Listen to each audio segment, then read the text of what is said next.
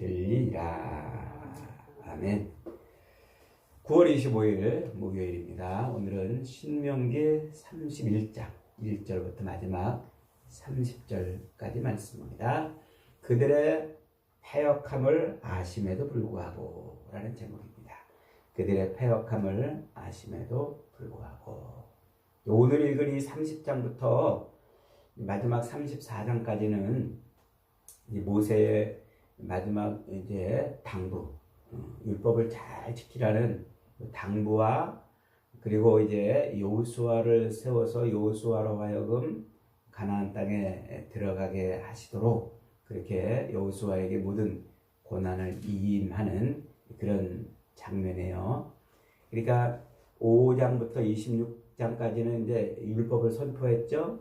그리고 27장, 28장에서는 그 율법을 지키면 복을 받고 못 지키면 저주를 받을 것이라는 말씀을 외쳤어요. 그리고 30장, 29장, 30장에서는 그 말씀을 가지고 언약을 체결하는 장면이라 그랬죠. 마지막 31장부터는 이스라엘 백성들에게 모세가 마지막 당부를 하는 장면이에요. 그리고 마지막 당부를 하면서 여호수아를 세워서 그에게 모든 고난을 위임하고 마지막 모세의 이야기로 이렇게 끝을 냈습니다. 오늘 본문은 모세의 마지막 당부와 여호수아를 임명하는데요. 그리고 율법을 낭독할 것을 명령하고 불순종에 대한 예언의 노래를 기록하고 있습니다. 먼저 1절로 8절에 보니까 모세의 마지막 당부가 나오죠. 그리고 여호수아를 임명하는 내용이 나옵니다. 1절에 보니까 모세는 자신이 더 이상 이스라엘 백성들을 인도할 수 없다고 그럽니다. 왜냐하면 하나님이 자기를 막았을 뿐만 아니라 자기 나이가 120세가 되었다 그래요. 모세가 120살에 죽는데 이 모세의 나이 120세는 단순한 생물학적 수명을 의미하지 않습니다. 여기에는 굉장히 중요한 의미가 담겨 있어요. 이는 모세가 죽을 때 34장에 가면은 모세가 죽을 때 그는 눈도 쇠하지 않고 기력도 쇠하지 않았다 그랬어요. 그러니까 육신적으로 그가 빌빌해 가지고 죽었다는 게 아닙니다. 강건한 가운데에서 하나님이 그의 생명을 거둬가셨다는 말이에요. 이것은 모세가 육체적으로 노쇠해서 죽은 게 아니고 그의 인생의 사명이 끝났다는 거예요. 율법을 선포하는 인생의 사명이 끝났다 그래요. 성경에서 이 숫자들은 굉장히 중요한 의미를 담고 있다고 그랬죠. 그래서 숫자들은 대부분 중요한 은유로 이렇게 표현이 되어 있어요. 120이라는 숫자는 어떻게 만들어졌을까요? 하나님의 완전수 3과 천지 사방과 인간을 의미하는 수 4가 곱해져 가지고 12가 만들어져요. 이 12는 온 세상에 충만하신 하나님의 은혜로 하나님의 선택된 수를 의미해요. 그래서 이스라엘 12지파가 나오는 거예요. 또 신약의 12사도가 거기서 나와요. 하나님의 그 선택된 온 세상에 흩어져 있는 백성들 가운데 하나님이 선택한 수, 이게 10이란 말입니다. 그래서 그 12, 그 12의 충만한 수, 10을 또 완전수 3번 이렇게 곱해요. 그래서 이 12에 10을 곱하면 120이 되는 거예요. 그래서 이 120은 하나님의 충만한 역사가 나타나는 수, 이렇게 말할 수가 있어요. 그래서 나중에 저 신약으로 건너가면은 오순절날 성령이 임할 때 그때 모여있던 성령을 받는 사람의 숫자가 몇 명입니까? 120명이 받아요. 이 숫자가 의미가 없는 숫자가 아니고 하나님의 뭔가 여기다가 메시지를 담아 놨다는 말이에요. 이 모세는 재미있게도 그 모세의 인생은 크게 세 덩어리로 구분되잖아요. 태어나서부터 40살이 될 때까지 애국궁에서 자랍니다. 그래서 이 4는 사람의 수라고 그랬죠. 인간의 수. 그래서 천지 사방 가운데 있는 호흡을 가지고 있는, 육체의 호흡을 가지고 있는 그런 인간의 숫자를 의미할 때 4를 써요. 그게 이제 10은 뭐라고 그랬어요? 충만한 수라고 그랬잖아요. 그리고 모세가 40살 동안 애굽에서 사는데 충만한 자기 인생을 사는 거예요. 거기서 이제 그는 이 애굽의 언어를 배우고 애굽의 문화를 배우고 애굽의 왕궁에서 리더십을 배우고 그렇게 이제 배웁니다. 그리고 그 공부가 다 끝났어요. 자기 충만한 인생을 다 살았어요. 그러니까 하나님이 어디로 내보내셔요? 광야로 내보내셔요. 광야에서 몇 년 동안 그가 광야를 헤매고 돌아다녀요? 40년을 헤매고 돌아다녀요. 그냥 돌아다니는 게 아니라 목동으로 돌아다니잖아요. 그러니까 40년 동안 목동으로 그 광야를, 미디안 광야를 돌아다니는데, 그런 광야를 그 40년 동안 돌아다니면서 손바닥 들여다보듯이 광야를 보게 되는 거예요. 그렇게 40년 동안 하나님이 자기 백성들을 꺼내서 광야 40년을 생활하게 할 때 그 광야를 손바닥 들여다보듯이 미리 공부를 시키는 거예요. 그렇게 광야 공부가 다 끝나니까 하나님이 이제 80세에 모세를 또 불렀어요. 그래서 이제 마지막 40년을 또 살죠. 그 40년은 하나님의 백성들을 끌고 광야를 돌아다니면서 율법을 선포하는 역할로 그렇게 이제 끝나는 겁니다. 이렇게 이 모세의 인생은 40살, 또 40살, 또 40살 이렇게 해서 충만한 자기 인생의 수를 그렇게 살아내는 것이죠. 이게 모세의 나이에 담겨있는 의미예요. 저 앞에 창세기 6장 3절에 가면은 하나님께서 이렇게 말씀하셔요. 나의 영이 영원히 사람과 함께하지 아니하리니 그의 날은 120년이 되리라. 그러니까 120은 하나님의 영이 함께하셔서 하나님의 뜻을 이루는 숫자였던 거예요. 그래서 하나님의 영이 떠나면 그 120은 이제 끝나는 숫자가 되는 것이죠. 그러니까 모세의 나이 120살은 인간의 수명의 그 충만함의 실현이며 인생의 주관자가 누구다? 하나님인 것을 보여주는 숫자입니다. 그러니까 모세의 나이는 그의 인생 전체를 하나님이 주장하고 통치하고 있다는 것을 보여주는 거예요. 그래서 모세는 이렇게 120살로 자기 인생을 마치게 되는데, 그것은 이제 율법의 시대, 하나님이 선포하시는 그 율법의 충만한 시대가 끝났고, 그 다음에 이제 바통이 누구에게로 넘어가요? 여호수아에게로 넘어갑니다. 그러니까 율법은 어디까지 사람을 인도하는 거예요? 가나안 직전까지. 율법은 가나안 직전까지 사람을 인도하지만 그 가나안 땅에 들어가는 것은 율법이 아니라 이제 여호수아, 하나님의 이 구원을 이루는 그 구원자를 통해서 들어가는 거예요. 그래서 이 모세의 나이 120은 완전한 하나님의 구원을 바라보게 하는 숫자라고 이렇게 말할 수가 있습니다. 신명기 34장 7절에 모세가 120살까지 어떻게 했다고요? 눈도 흐리지 않고 기력도 쇠하지 않았다, 이렇게 말하잖아요. 그러니까 이제 모세는 힘이 없어서 그가 이제 수명이 다해서 죽은 것이 아니라 하나님의 그 모든 역사하심을 성취하는 그런 삶을 끝냈다, 이거예요. 자, 그래서 이제 율법으로, 그가 율법을 선포하는 것으로 그의 인생이 딱 끝나는 거란 말이에요. 그래서 율법은 어디까지 백성들을 인도하는 거라고요? 요 가나안 땅에 들어가기 전까지. 가나안 땅 그 구원의 완성을 이루는 것은 구원자를 통해서 이루어져요. 그래서 모세 다음에 누가 세워져요? 여호수아가 세워져요. 여호수아라는 말은 하나님은 우리의 구원자다, 이런 뜻이에요. 그러니까 지금 이 이름 속에 하나님의 특별한 하나님의 섭리를 지금 담아놓고 있는 거예요. 여호수아라는 말은 하나님은 우리의 구원자다, 이런 뜻이란 말이에요.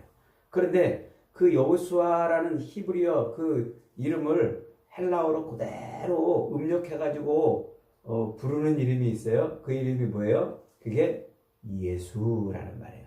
헬라어 예수수는 여호수아를 예수와 히브리어로 예수아를 그대로 의역해가지고 예수스 헬라어로 이렇게 이제 부르는 거예요. 그러니까 예수가 이제 구원자 아닙니까? 그래서 자기 백성을 그들의 죄에서 구원할 자, 그의 이름을 예수라 하라 이렇게 말하는 거예요. 그래서 예수님은 구원자로 등장을 하는 것이죠. 그러니까 율법을 대표하는 이 모세가 끌고 와서 마지막 구원을 누가 이루는 거예요? 예수가 이루는 거예요. 그래서 여호수아가 모세를 대표해 가지고 이제 지도자로 세워지는 것이죠. 자, 그 다음에 이제 9절부터 마지막 9절부터 23절까지는 모세가 이 율법책을 이제 기록해 가지고 이것을 이제 제사장들에게 건네서 언약궤 옆에다가 잘 두고 때가 되면 매 7년 안식년 때 그때 때가 되면 이제 모든 백성들을 다 모아놓고 율법을 낭독하라고 이렇게 이제 권면을 합니다. 그래서 이 율법을 이제 백성들한테 쭉 낭독하는데 거기서 낭독한다 이 말은 단순히 그냥 이렇게 목소리를 들어서 외치라 이것이 아니고 이것은 하나님의 말씀 앞에 그들이 무릎 꿇게 만드는 거예요. 하나님의 말씀 앞에 그들이 무릎 꿇게 하라. 그들의 삶이 늘 하나님 앞에 나와서 무릎 꿇을 수 있도록 하는 거죠. 그걸 몇 년 만에 한 번씩? 매 7년 만에 한 번씩 그렇게 하는 거예요. 그러니까 가만히 한번 생각을 해보세요. 이스라엘 백성들이 자기 마음대로 살다가 매 7년이 되면 뭐예요? 하나님의 율법 앞에 나와서 무릎 꿇고 거기서 자기 삶을 돌이키는 거예요. 그러니까 새롭게 이제 리부팅이 되는 거예요. 리부팅이. 이게 안식년에 담겨 있는 의미예요. 안식년에 담겨 있는. 그러니까 안식년은 뭡니까? 죄인된 우리가 하나님 앞에 다시 리부팅, 새롭게 돼서 다시 삶을 살 수 있는 그 놀라운 것을 우리에게 가르쳐주는 바로 그런 의미인 거죠. 안식년은 이미 앞에서 충분하게 설명을 했습니다. 이 하나님이 이제 그런 일들을 하시려고 율법에 이렇게 만들어 놓고 모세로 하여금 율법을 그렇게 낭독하게 이제 말씀을 해 놓은 거예요.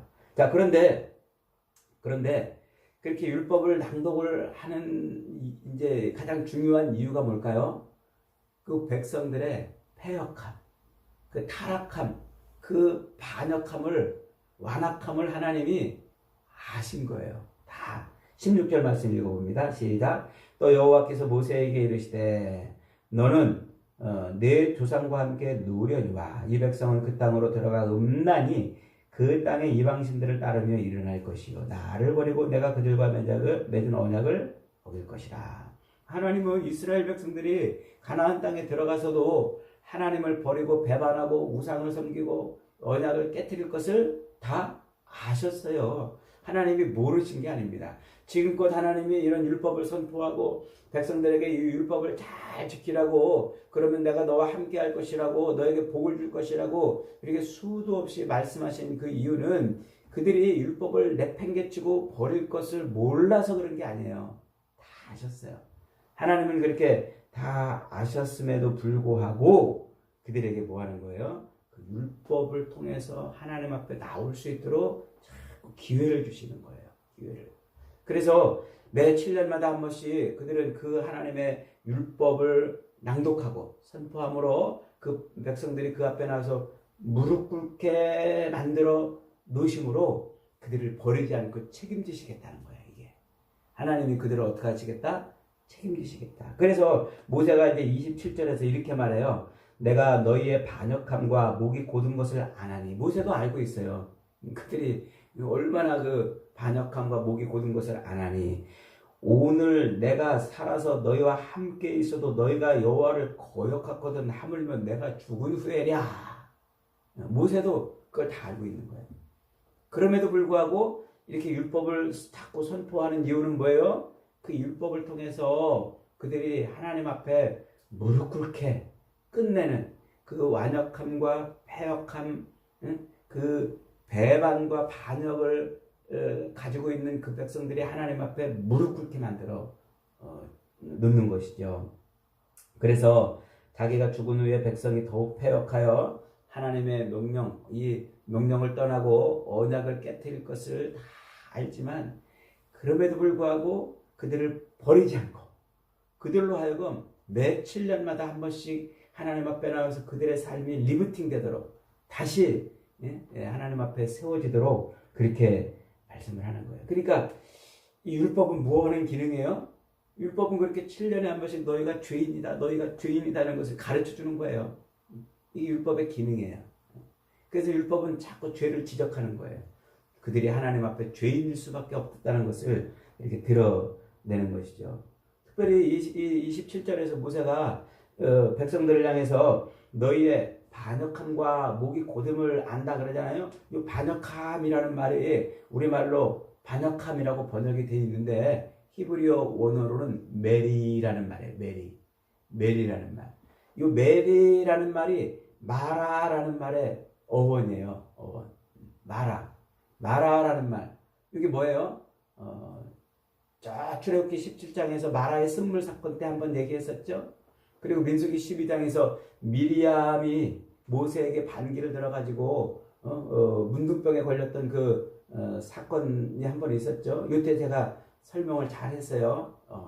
요 미리, 이제 메리, 마라, 미리암 이게 다 같은 말이에요. 같은 어원에서 나온 같은 의미를 가지고 있는 거죠. 이게 패역하다, 반역하다 이런 뜻이에요. 패역하다, 반역하다. 그러니까 이 마라라는 말은 이스라엘이 광야에서 그 쓴물 사건을 인해서 하나님 앞에 반역했던 바로 그 반역함을 드러내는 사건이고, 민수기 12장에서 미리암이 이 메리라는 말에서 나온 말이라고 그랬죠. 미리암 반역자라는 말이에요. 반역자. 그래서 이게 다 모두 마르라는 요 반역이라는 말에서 나온 그런 말이에요. 그래서 쓰다, 괴롭다, 패역하다, 반역하다 같은 의미를 가지고 있는 말이에요. 그래서 이스라엘 백성들은 뭐한 존재들? 꼭 패역한 자들, 반역한 자들이라고 말해요. 그래서 에스겔 선지자나 혹은 이사야 선지자나 이스라엘 백성들을 향해서 이 패역한 자들아, 너희들은 패역하도다 이렇게 말하잖아요. 이게 그들의 그 실체를 드러내는 말인 것이죠. 자, 이렇게 이제 마르, 또 미리암, 이렇게 이스라엘 백성들의 모습이 그 실체가 하나님을 반역하는 존재들인데, 하나님이 그 반역하는 것을 알고 있음에도, 그들의 실체가 반역자라는 것을 알고 있음에도 불구하고 어디다 자꾸 묶어주는 거예요? 율법에다가. 율법을 통해서 그들을 하나님에게서 떠나지 않게 하시는 거예요. 그래서 마라가 그 패역한, 쓰디쓴, 실패하고 반역한 그 인생을 하나님이 어떻게 하시겠다? 끝내 회복시켜 주시겠다 이 말이에요. 이 마라라는 말이 사람에게 처음 쓰인 때가 어디 나옵니까? 그게 룻기서에서 나와요. 룻기서. 나오미가 남편과 두 아들 데리고 흉년을 피해서 저 모압 땅으로 갔죠. 거기서 그런데 남편도 죽고 두 아들도 죽고 며느리만 달랑 둘이 남아요. 그 며느리 하나가 이제 이 나오미가 다시 고향으로 돌아가려고 그러니까 며느리 하나가 쫄랑쫄랑 따라오면서 어머니를 따라가겠다고 그러잖아요. 그때 이제 나오미가 그 며느리들한테 이렇게 말해요. 나를 나오미라 칭하지 말라. 나를 마라라 칭하라. 마라라 칭하라. 이는 전능자가 나를 심히 괴롭게 하셨습니다. 나오미의 인생이 마라의 인생이 된 거예요. 마라. 쓰디쓴 인생. 아무것도 그저 하나님 앞에 패역함밖에 남지 않은 그런 인생이 되었단 말이에요. 그런 나오미가 나중에 어떻게 돼요? 며느리 룻이 기업물을 자 보아스를 만나서 아들을 하나 낳는데 그 아들을 이 나오미가 품어요. 이 나오미랑 룻하고 실상 관계를 따져보면 옛날에는 시어머니 며느리 관계였지만 이제 이 며느리가 딴 남자랑 결혼을 했기 때문에 사실은 정확하게 말하면 시어머니랑 며느리 관계라고 말할 수 있어요. 그런데 성경은 연결을 시켜놨단 말이에요.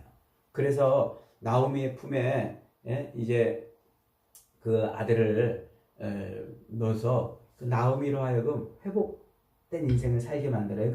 그래서 룻기의 마지막 결론이 그가 나를 회복했다 그래서 회복자라고 이렇게 말을 하는 거예요. 그러니까 마라, 소망 없는 자, 패역한 자, 쓰디쓴 인생, 실패한 인생, 반역한 밖에 없는 그런 인생을 하나님이 회복시켜 준 거예요. 이게 구원이에요, 이게. 그래서 놀랍게도 예수님이 십자가에 달려 돌아가실 때, 많은 사람들이 십자가 주변에 있었잖아요. 그런데 그 십자가를 바라보고 있는 사람들의 이름이 등장해요. 누굽니까? 마리아. 마리아만, 여러 명의 마리아, 어떤 마리아 이러면서 마리아만 그 십자가를 바라보고 십자가 옆에 있는 이름이라고 이렇게 그 이름을 등장시켜요. 그 마리아가 뭐예요? 바로 이 미리암을 헬라어로, 히브리어로 미리암을 헬라어로 바꿔서 부르는 게 마리아예요. 마리아. 그래서 십자가는 그 쓰기 쓴 인생, 실패한 인생, 반역자들 한가운데에서 그들을 회복시키는 거예요. 이게 뭐라고 그랬어요? 이게 마라의 쓴물 사건이란 말이에요. 그 쓴물, 그 한가운데 마른 나뭇가지를 던져가지고 쓴물이 단물로 바뀌잖아요. 그러니까 패역한 마리아밖에 없는 그 가운데 구원의 십자가, 마른 나뭇가지가 던져져서 단물의 인생으로 바뀌는 이 구원을 이렇게 설명하고 있는 거예요. 그러니까 오늘 우리가 읽은 이 31장은 단순히 역사적으로 모세가 죽을 것을 예언하고 여호수아를 세워가지고 이제 이스라엘 백성들이 가나안 땅에 들어갈 것을 말하는 이런 역사적 내러티브가 아니고 하나님께서 이스라엘을 어떻게 구원해 내실지를 예표하는 구원의 예시인 거예요. 그래서 율법 시대는 종결이 되고 그 율법은 끊임없이 그 패역한 자들 앞에 그들로 하여금 하나님 앞에 무릎 꿇게 만들어 죄를 까발리고 그리고 끝내 구원자를 통해서 그들을 구원해내신다는 거죠. 여러분, 그래서 자꾸 오늘 본문이 여호수아를 세우면서 강하고 담대하라, 내가 너와 함께 할 것이다, 너를 버리지 않을 것이다 라는 이 말을 강조하고 있는 거예요. 구원자를 세워놓고 그렇게 강조하고 있는 것이죠. 하나님은 우리의 패역함을 다 하심에도 불구하고 끝내 우리의 죄악을 까발려내시고 그리고 끝내 하나님은 우리를 구원해 주시는 분이에요. 오늘도 하나님은 그렇게 우리의 그 모든 악함을 다 하세요. 그럼에도 불구하고 우리 가운데 임마누엘 하셔서 우리를 붙드시고 이끌어 가십니다. 하나님께 맡기세요. 하나님의 도움을 구하세요.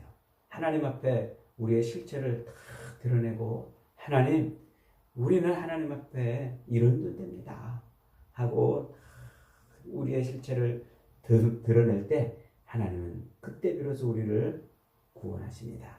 오늘도 저와 여러분의 삶이 녹록지 않고 힘들고 어려운 가운데 있지만 우리 힘으로 해결하려고 애쓰지 마시고 하나님 앞에 우리의 실체를 다 드러내고 도움을 구하고 은혜를 구하면 우리에게 함께 하시는 구원의 손을 내밀어 주실 것입니다.